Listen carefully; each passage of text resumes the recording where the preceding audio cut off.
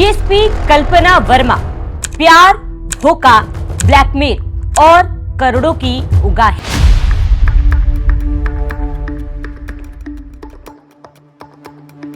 व्यापारी दीपक टंडन का दावा है कि ये रिश्ता प्यार का नहीं बल्कि एक सुनियोजित जाल का था। दोस्ती हुई, नजदीकियां बढ़ी और फिर शुरू हुआ ब्लैकमेल का खेल। व्यापारी का कहना है कि डीएसपी कल्पना वर्मा ने भावनाओं का फायदा उठाकर उससे करोड़ों रुपए ऐंठे। कभी भावनात्मक दबाव, कभी धमकियां और कभी करियर बर्बाद कर देने जैसी चेतावनियां। लेकिन कहानी में ट्विस्ट तब आया जब व्यापारी ने कुछ रिकॉर्डिंग्स, चैट्स और कथित लेन देन के सबूत इकट्ठे कर लिए और फिर पूरी सच्चाई रायपुर पुलिस के सामने रख दी। व्यापारी दीपक टंडन का आरोप, रिश्वत, ब्लैकमेलिंग और धोखाधड़ी, प्यार के जाल में फंसाने का आरोप, फिर शादी का झांसा देकर उससे करोड़ों रुपए ऐंठे, महंगी गाड़ियां और कीमती गहने लिए, फर्जी मामलों में फंसाकर जेल भेजने की धमकी दी, पत्नी से तलाक लेने का बनाया था दबाव। अब जैसे ही मामला सामने आया, डीएसपी कल्पना वर्मा पर आंतरिक जांच बैठा दी गई। पर सवाल अब भी वही कि क्या चैट्स असली हैं? क्या गिफ्ट्स की मांग सच है? क्या वर्दी का गलत इस्तेमाल हुआ? जांच टीम हर एंगल खंगाल रही है। डीएसपी को क्या क्या देने का दावा, 2 करोड़ रुपए से ज्यादा की रकम डीएसपी को दी, 12 लाख रुपए की हीरे की अंगूठी, 5 लाख रुपए की सोने की चेन और टॉप्स, 1 लाख रुपए का ब्रेसलेट गिफ्ट किया, एक इनोवा क्रिस्टा कार भी ली, डीएसपी के भाई के नाम एक होटल। ये तो रही वो कहानी जो व्यापारी दीपक टंडन ने बताई, लेकिन डीएसपी कल्पना ने जो बताया उसने पूरी कहानी पलट दी। एक मीडिया एजेंसी को दिए गए बयान में भी दीपक के खिलाफ सख्त एक्शन लेने की बात कही। डीएसपी कल्पना वर्मा का आरोप, व्यापारी ने उनकी सोशल मीडिया से तस्वीरें निकालकर फर्जी चैट्स तैयार किए। ये सिर्फ इसलिए किया है क्योंकि टंडन उनके पैसे वापस नहीं लौटा पा रहा था। टंडन और उनके पिता के बीच व्यापारिक संबंध और लेन देन है। इसी के चलते टंडन को जानती थी। टंडन पर उनके पिता का लगभग 42 लाख से ज्यादा बकाया।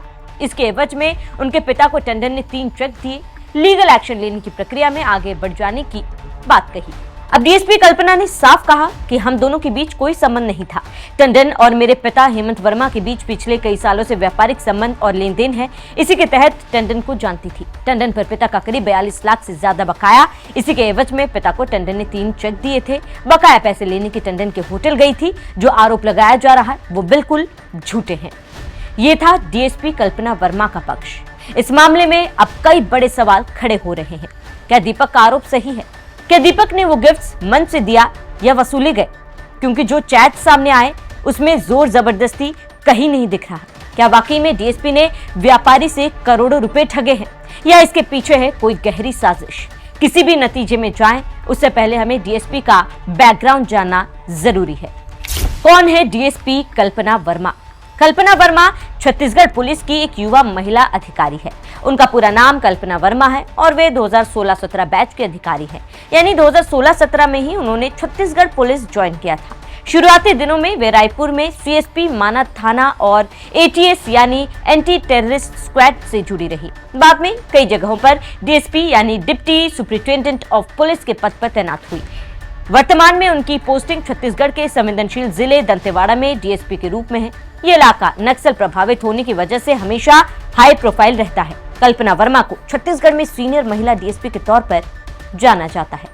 अभी कहानी जो भी सुन रहा है वो हैरान है कि इतनी होनहार, काबिल और खूबसूरत अफसर को क्या पड़ी थी कि एक व्यापारी को प्रेम जाल में फंसाए, वो भी शादीशुदा आदमी। तो क्या झूठ दीपक टंडन बोल रहा है या फिर उनकी पत्नी? क्योंकि अब तक की जांच में शक दोनों पर है। व्यापारी पर शक इसीलिए भी कि उनके सबूतों में धमकाने जैसा कुछ नहीं, और दीपक टंडन की पत्नी ने अब चुप्पी तोड़ी जब इस पूरे मामले में उनका नाम सामने आया। उन्होंने कई संगीन आरोप भी लगाए। सवाल की इतनी परेशानी या शक था तो पहले पुलिस के पास वो क्यों नहीं गई?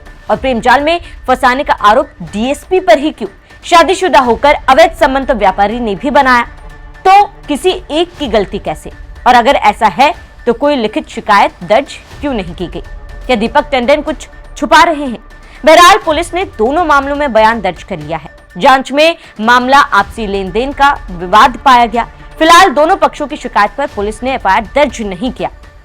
मामले को लेकर बढ़ती चर्चाओं के बीच डीजीपी अरुण देव गौतम ने स्पष्ट कहा है कि डीएसपी कल्पना वर्मा के खिलाफ पुलिस मुख्यालय स्तर पर कोई औपचारिक शिकायत प्राप्त नहीं हुई। उन्होंने कहा कि किसी भी थाने में लिखित शिकायत आते ही संबंधित जिला एसपी निष्पक्ष जांच करेंगे। तथ्यों की पुष्टि होने पर उचित कानूनी कार्रवाई की जाएगी। वहीं रायपुर एसएसपी डॉक्टर लाल उमेद सिंह ने इससे पहले दोनों थानों में दर्ज केस की जानकारी दी, लेकिन दोनों मामलों में एसएसपी का बयान कि किसी भी शिकायत में लव अफेयर, ब्लैकमेलिंग, शादी के नाम पर ठगी या लव ट्रैप का जिक्र नहीं है। दोनों केस सिर्फ आर्थिक विवाद से संबंधित है। अब दोनों पक्षों के आरोप एक दूसरे पर गंभीर हैं और मामला पूरी तरह विवादों में फंस चुका है। पुलिस जांच के बाद ही यह साफ होगा कि सच्चाई किसके पक्ष में है। चैट्स वायरल है, आरोप भारी है, गिफ्ट्स की लिस्ट लंबी है और जांच जारी है। सच क्या है?